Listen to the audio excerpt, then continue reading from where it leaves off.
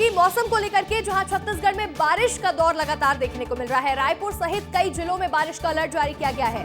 मध्य और उत्तर छत्तीसगढ़ में बारिश का अलर्ट है, तो वहीं छत्तीसगढ़ के कई जिलों में येलो अलर्ट जारी किया गया है। तो कुछ जिले ऐसे भी हैं जहां बारिश का ऑरेंज अलर्ट जारी है। प्रदेश में सामान्य से 15% तक ज्यादा बारिश देखने को मिल रही है। छत्तीसगढ़ में मानसून पूरी तरह से एक्टिव है और ऐसे में बारिश का दौर लगातार जारी है। कई जगहों पर जलभराव की स्थिति बन गई है, तो वहीं कुछ जिले ऐसे हैं जहां बाढ़ जैसे हालात भी बन चुके हैं। रायपुर सहित कई जिलों में बारिश का अलर्ट जारी किया गया है। मध्य और उत्तर छत्तीसगढ़ में भी बारिश का अलर्ट है। छत्तीसगढ़ के कई जिलों में येलो और ऑरेंज अलर्ट जारी किया गया है, तो वहीं प्रदेश में सामान्य से 15% तक ज्यादा बारिश देखने को मिल रही है। बड़ी खबर आपको छत्तीसगढ़ के मौसम से जुड़ी हुई बता रहे हैं, जहां लगातार तेज बारिश का दौर देखने को मिल रहा है। छत्तीसगढ़ में बारिश से हालात बिगड़ रहे हैं और ये वो 3 जिले हैं जहां रेड अलर्ट जारी किया गया है। रायगढ़, बालोद और मोहला मानपुर ये वो जगह है जहां रेड अलर्ट है, यानी कि यहां तेज बारिश होने की संभावना है। बहुत तेज बारिश यहां होगी, आंधी तूफान का दौर यहां देखने को मिलेगा, तो इसके साथ ही बिजली भी गरज सकती है। रायगढ़, बालोद, मोहला मानपुर ये 3 जिले हैं। एक बार फिर से आपको बता रहे हैं कौन कौन से वो जिले हैं। रायगढ़, बालोद, मोहला मानपुर ये 3 जगह हैं जहां बारिश का रेड अलर्ट जारी है। प्रदेश में छत्तीसगढ़ में 3 जिले ऐसे हैं जहां रेड अलर्ट जारी किया गया है, यानी कि इन जगहों पर बहुत तेज बारिश होने की संभावना है और इसके साथ ही आंधी तूफान के साथ तेज यहां पर बिजली भी गिर सकती है। बड़ी खबर है मौसम से जुड़ी हुई, ये 3 जिले हैं जहां बहुत ज्यादा सतर्कता बरतने की जरूरत है। अधिक जानकारी के साथ संवाददाता अभिषेक तिवारी जुड़ रहे हैं। अभिषेक, छत्तीसगढ़ में देखिए कई जगहों पर बाढ़ जैसे हालात बन रहे हैं, स्थिति खराब होती हुई भी नजर आ रही है, तो वहीं 3 जिले ऐसे हैं जहां रेड अलर्ट जारी किया गया है मौसम को लेकर। बिल्कुल, देखिए अंशिका, छत्तीसगढ़ में जो बारिश है अपने आलम पर है और यहाँ लगातार बारिश आपको देखने मिली। आज भी अगर आप मौसम देखेंगे तो रायपुर का मौसम एकदम बोले तो सुहाना हो चुका है। बादल अभी भी छाए हुए हैं, भले बारिश जो है वो रुकी हुई है, पर मौसम में अभी भी ऐसा है कि बारिश हो सकती है।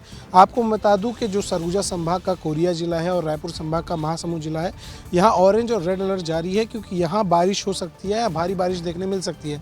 साथ ही साथ बाकी जो संभाग है रायपुर का, वहाँ येलो अलर्ट, साथ ही सरगुजा में भी येलो अलर्ट, ऐसे संभागों में येलो अलर्ट भी जारी है, तो वहाँ हल्की बारिश देखने को मिल सकती है। लेकिन छत्तीसगढ़ में अब थोड़ी बारिश से राहत देखने मिल सकती है, क्योंकि जो वेस्ट बंगाल में एयर पॉकेट प्रेशर बना हुआ था, जिसके कारण लगातार छत्तीसगढ़ में बारिश हो रही थी कुछ दिनों से, अब उनसे राहत मिल सकती है, क्योंकि वो प्रेशर थोड़ा कम हो गया है, जिसके कारण जो छत्तीसगढ़ की बारिश है वो मध्य प्रदेश की ओर शिफ्ट हो रही है। तो अब छत्तीसगढ़ को थोड़ा बारिश से राहत देखने मिल सकती है। लेकिन कुछ ऐसे अभी भी ज़िले हैं जहां ज़्यादा बारिश देखने मिल सकती है। मैंने आपको ये बताया कि कोरिया हो गया, साथ ही साथ महासमुंद हो गया, रायपुर संभाग का, यहाँ ऐसे जो ज़िले हैं यहाँ भारी बारिश देखने अभी भी मिल सकती है। अंशिका जी बिल्कुल, देखिए अब छत्तीसगढ़ में लोगों को बारिश से थोड़ी राहत भी मिलती हुई नजर आ रही है। तमाम जानकारियां देने के लिए आपका बहुत बहुत शुक्रिया अभिषेक। आगे बढ़ेंगे और बात करेंगे गरियाबंद की, जहां बारिश का कहर देखने को मिल रहा है। लोग जान जोखिम में डाल करके यहां से नदी और नाले पार करते हुए नजर आ रहे हैं। छुरा के रवेली पुल को पार करते हुए लोग नजर आए हैं। राजिम नदी भी उफान पर आई हुई है। लगातार बारिश से यहां जनजीवन जो है वो प्रभावित हो रहा है। ऐसे में छोटे नदी नाले उफान पर आ गए हैं और इसको लेकर के प्रशासन ने अलर्ट भी जारी किया है। जिला प्रशासन पूरी तरह से अलर्ट मोड में नजर आ रहा है, तो वहीं गरियाबंद में बारिश का कहर देखने को मिल रहा है। लोग अपनी जान को जोखिम में डाल करके यहाँ पर नजर आ रहे हैं और ऐसे में छुरा के रवेली को पुल को पार करते हुए लोग नजर आ रहे हैं। आगे बढ़ेंगे और बात करेंगे दुर्ग की, जहां भिलाई में बारिश ने तबाही मचा दी है। उफान पर आए हैं सुपेला का कोसा नाला, नदी नाले उफान पर आए हुए हैं और ऐसे में देखिए बस्तियों और घरों में पानी भर चुका है। घरों की छतों पर लोग चढ़े हुए नजर आ रहे हैं। दुर्ग से बड़ी खबर आपको बता दें, जहां भिलाई में बारिश ने तबाही मचा दी है। नदी नाले उफान पर आए हुए हैं और ऐसे में सुपेला का कोसा नाला भी उफान पर आया हुआ है। ये तस्वीरें सामने आई हैं जहां लोग पानी में डूबते हुए नजर आ रहे हैं। बस्तियों में, घरों में पानी भर चुका है। लोगों को भारी समस्याओं का सामना करना पड़ रहा है। बारिश अब आफत बनती हुई नजर आ रही है। लोगों के घरों की तस्वीरें आपको दिखा रहे हैं। इन तस्वीरों में देखिए लोगों का आना जाना कितना मुश्किल है। इनके घरों के अंदर पानी भर चुका है और ऐसे में लोग अपनी घर की छतों पर चढ़ते हुए नजर आ रहे हैं।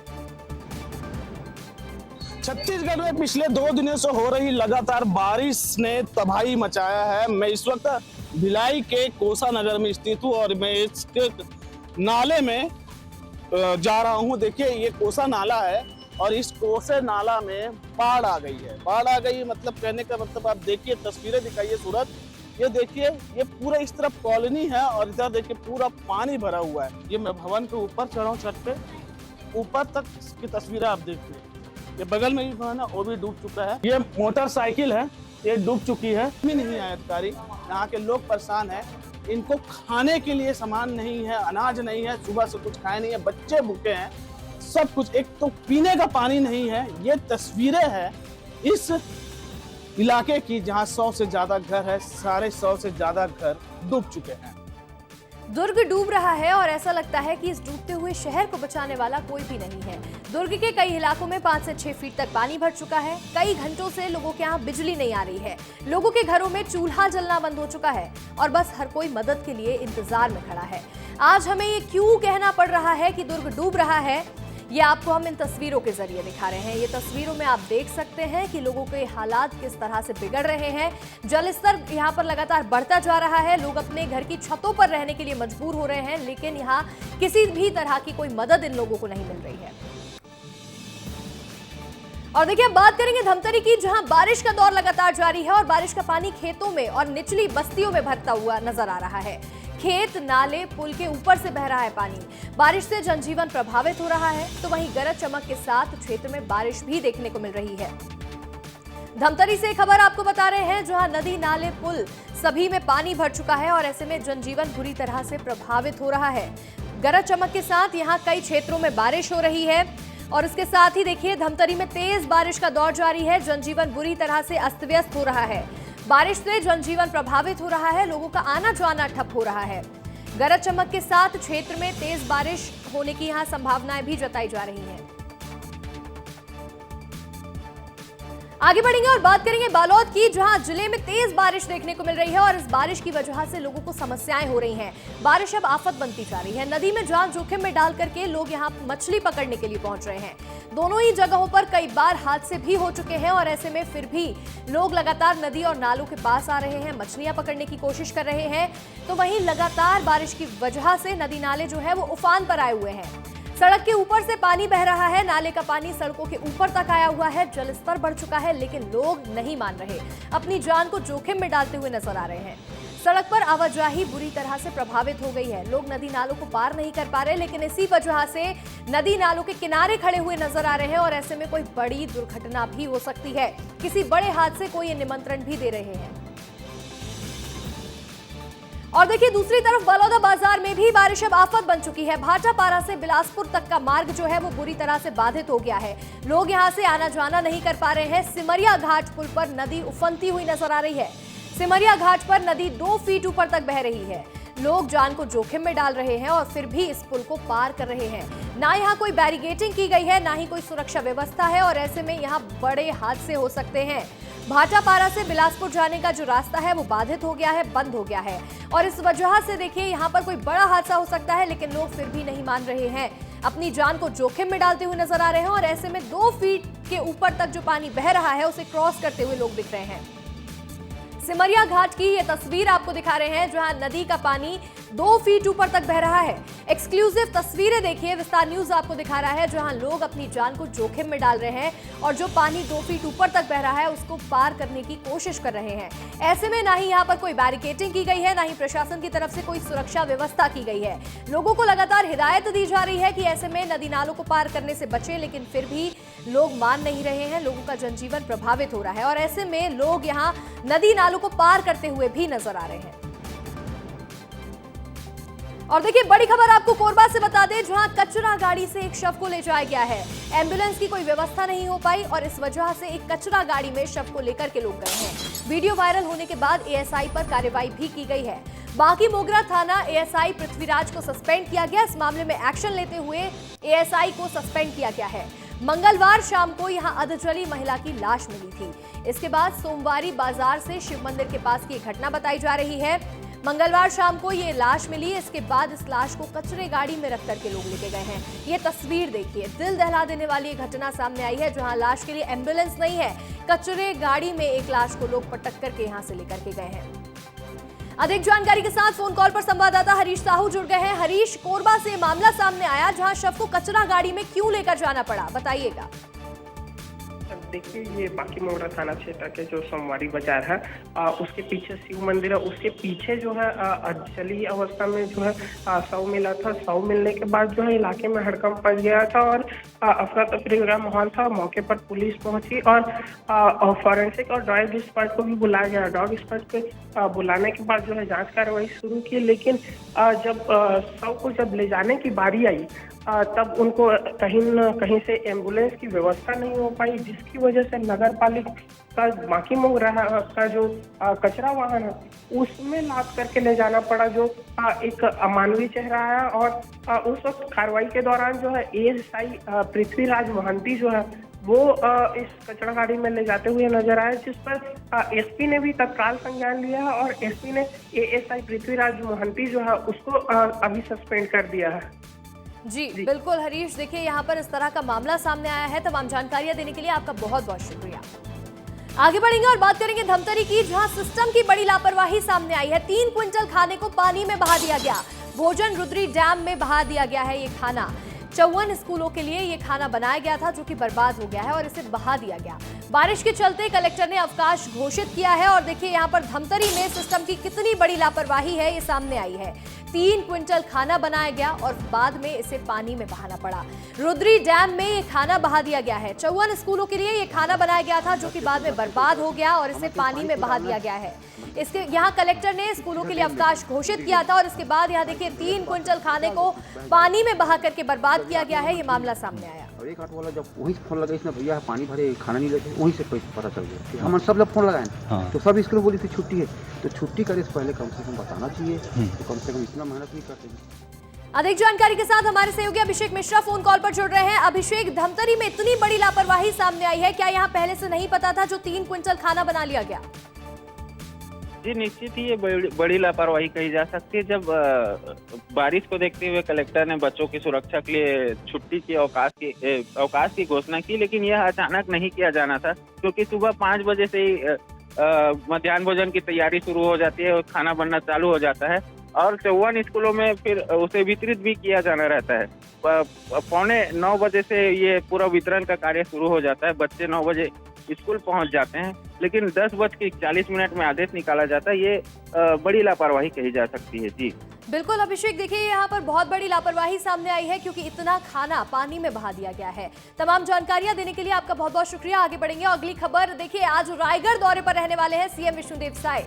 गुरु पूर्णिमा के कार्यक्रम में शामिल होंगे। बनोरा के अघोर गुरुपीठ ट्रस्ट जाने वाले हैं सीएम विष्णुदेव साय। आज सीएम के क्या क्या कार्यक्रम रहने वाले हैं, कहां पहुंचेंगे, तमाम जानकारियां आपको लगातार दिखा रहे हैं। रेडी टू ईट कार्यक्रम के तहत अनुबंध पत्र का वितरण भी करने वाले हैं। तो वहीं दोपहर में कोसमनारा जाएंगे सीएम विष्णुदेव साय।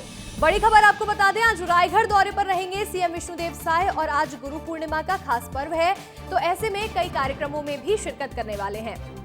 बनोरा के अघोर गुरुपीठ ट्रस्ट जाएंगे सीएम विष्णुदेव साय, तो वहीं रेडी टू ईट कार्यक्रम के तहत अनुबंध पत्र का वितरण भी करने वाले हैं और इसके बाद दोपहर में कोसमनारा जाएंगे सीएम विष्णुदेव साय।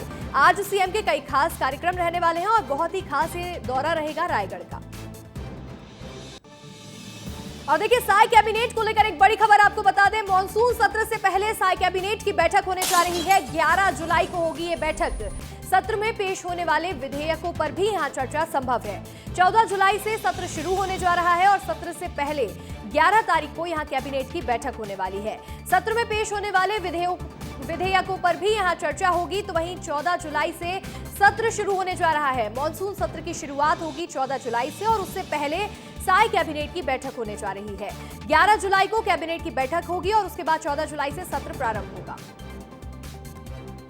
छत्तीसगढ़ आने वाले हैं राष्ट्रीय गुणवत्ता समीक्षक। बड़ी खबर आपको बता दें, जहां निर्माणाधीन कार्यों की गुणवत्ता की जांच की जाएगी। पीएम ग्राम सड़क योजना के कार्यों की यहां जांच पड़ताल होगी। निर्माणाधीन सड़कों का निरीक्षण करने के लिए टीम यहां पहुंच रही है। नारायणपुर कोंडागांव का टीम दौरा करेगी। 16 से 21 जुलाई तक नारायणपुर में जांच की जाएगी, तो वहीं 22 से 26 जुलाई को कोंडागांव में जांच होगी। योजना के निर्माणाधीन कार्यों का परीक्षण किया जाएगा। तो वहीं एक मोबाइल नंबर भी शेयर किया गया है जिस पर लोग अपनी शिकायतें दर्ज करवा सकते हैं, शिकायतें साझा कर सकते हैं। छत्तीसगढ़ आने वाले हैं राष्ट्रीय गुणवत्ता समीक्षक, जो यहाँ निर्माणाधीन गुणवत्ता की जांच करेंगे। जो भी यहाँ कार्य चल रहे हैं उनकी गुणवत्ता की जांच की जाएगी। तो इसके साथ साथ पीएम ग्राम सड़क योजना के कार्यों की भी जांच पड़ताल होगी। और देखिए, छत्तीसगढ़ से इस वक्त एक बड़ी खबर मिल रही है, जहां कस्टम मिलिंग घोटाले में बड़ी गिरफ्तारी हुई है। पूर्व आईएएस अनिल टुटेजा और अनवर ढेबर गिरफ्तार हुए हैं। जेल में बंद दोनों आरोपियों को ईओडब्ल्यू ने अब गिरफ्तार किया है। न्यायालय में प्रोटेक्शन वारंट पेश करके गिरफ्तार किया गया। ईओडब्ल्यू की रिमांड पर लिए गए हैं अनवर ढेबर और अनिल टुटेजा। कस्टम मिलिंग घोटाले को लेकर के अब पूछताछ की जाएगी। बड़ी खबर छत्तीसगढ़ से आपको इस वक्त बता रहे हैं, जहां ईओडब्ल्यू की रिमांड पर लिए गए हैं अब अनवर ढेबर और अनिल टुटेजा। कस्टम मिलिंग घोटाले को लेकर के अब यहां पूछताछ की जाएगी। छत्तीसगढ़ में कस्टम मिलिंग घोटाले को लेकर यह बड़ी गिरफ्तारी ईओडब्ल्यू ने की है। और बड़ी खबर सख्ती से मिल रही है, जहां प्रशासनिक फेरबदल देखने को मिला है। थाना प्रभारियों का यहां पर तबादला किया गया है। सतरूपा तारम बनी बारद्वार थाना प्रभारी। लखनलाल पटेल को यहां मालखरौदा का थाना सौंपा गया है। आरक्षक अजय बंजारे की पदस्थापना रक्षित केंद्र में की गई है। एसपी सख्ती ने आदेश जारी किए हैं, तो वहीं प्रशासनिक दृष्टिकोण से ये अस्थायी तबादले किए गए हैं।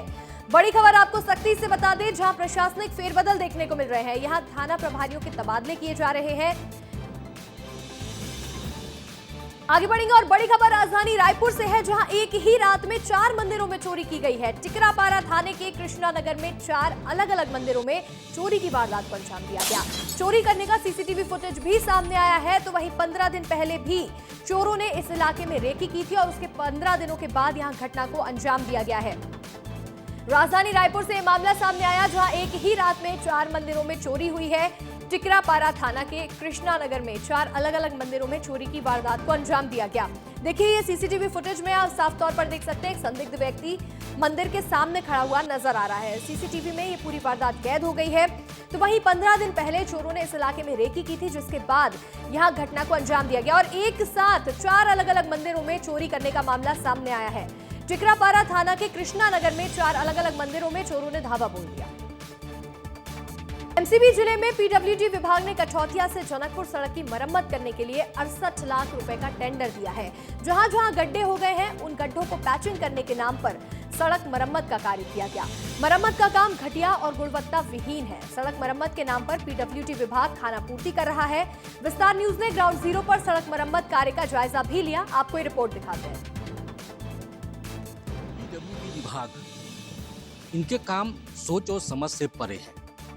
इनके जब अधिकारी से और इनके ई से बात करने की कोशिश की जाती है, तो मीडिया को ऐसे दरकिनार करते हैं जैसे लगता है कि इनके मीडिया जो है गुलाम है। अभी हम आए हैं, ये जो आप सड़क देख रहे हैं, ये कठौतिया से जनकपुर मार्ग है और यहाँ की सड़क आप देखिए, पैचिंग काम किए हैं। ये सड़कें हैं, ये रिपेयरिंग का काम है। सड़क देख रहे हैं स्थिति, ये देखिए, झाड़ू से इसको ऐसे पूरी गिट्टी को उठा ले रहे हैं। ये पैचिंग काम है। एक जगह का नहीं दिखाएंगे, ये पूरी जगह का आप देखिए। यहाँ की सड़कों का हालत ये देखिए, ये सड़क है, ये सड़क है। यहाँ के इंजीनियर साहब और यहाँ की टेक्निकल टीम किस प्रकार से काम करती है, सोच और समझ से परे है। लाखों रुपए यहाँ पे खर्च कर दी जाती है सड़क के रिपेयरिंग के लिए, लेकिन घटिया रिपेयरिंग हर 3 महीने में करते रहते हैं। देखने वाली बात होगी कि शासन प्रशासन में बैठे उच्च अधिकारी आखिर कब संज्ञान लेते हैं और इसे ठेकेदार और इंजीनियर पर कब कार्रवाई होती है। विस्तार न्यूज के लिए जिला एमसीबी से अविनाश चंद।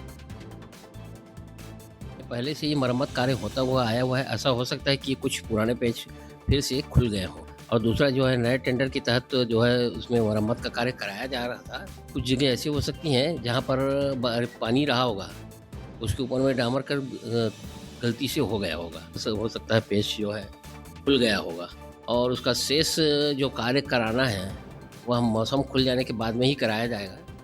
अगली खबर गरियाबंद से है, जहां देवभोग में किसानों को यूरिया और डीएपी खाद समय पर पर्याप्त मात्रा में नहीं मिल रही है। 50 से ज्यादा किसानों को कृषि ऋण भी नहीं मिल पाया है। दफ्तरों का चक्कर काटकर परेशान हो चुके हैं किसान और ऐसे में आज एसडीएम को घेरने के लिए पहुंच गए। भारी हंगामे के बीच किसी तरह किसान माने, पर उनकी मांगे कब और कैसे पूरी हो सकेंगी, इसका जवाब भी उन्हें नहीं दिया जा सका। कृषि कार्य तेजी से जारी है। ऐसे में किसानों का खाद और नगद के लिए इस तरह से जूझते नजर आना सिस्टम की लापरवाही को साबित करता है। सब विभूति के लापरवाही के कारण हो रहा है। वो जो प्रबंधक है हमारा दीवानमुड़ा समिति में, उसकी लापरवाही, और वो सोए रहता है, वो आता भी नहीं मंडी। एक लड़का को भेज दे रहा हूँ, भेज दूंगा करते करते वो सबका मतलब टाइम बर्बाद कर रहा है और ना ही पैसा दिला रहा है हम सबको। यहाँ 400-500 किसान है देवोक ब्लॉक में जिनका अभी तक लोन पास नहीं हुआ है, ना ही धान ना ही बीज मिला है। अगली खबर कोरिया से है, जहां जिला मुख्यालय से सटे ग्राम पंचायत फूलपुर में रिटर्निंग वॉल का निर्माण कार्य किया जा रहा है, लेकिन ये निर्माण अब सवालों के घेरे में आ गया है। मौके से सामने आई तस्वीरें गंभीर भ्रष्टाचार की ओर इशारा करती हैं। गांव में बन रहे इस निर्माण कार्य का ना तो कोई देखरेख कर रहा है, ना ही किसी अधिकारी की निगरानी नजर आ रही है। फूलपुर की यह तस्वीरें एक बार फिर ये सोचने पर मजबूर करती हैं कि विकास कार्यों के नाम पर किस तरह जनता के पैसे की खुली लूट मची हुई है। अब देखना यह है कि प्रशासन कब जागता है और दोषियों पर किस तरह से कार्रवाई की जाएगी। घटिया निर्माण कार्य की ये तस्वीरें कोरिया से सामने आई है, जहां रिटर्निंग वॉल के निर्माण में भ्रष्टाचार सामने आ रहा है। ऐसे में देखिए, यहां मुख्यालय से सटे ग्राम पंचायत फूलपुर में रिटर्निंग वॉल का कार्य किया जा रहा है, लेकिन ये निर्माण सवालों के घेरे में है क्योंकि यहां भ्रष्टाचार को बयां करने वाली तस्वीरें सामने आ रही हैं।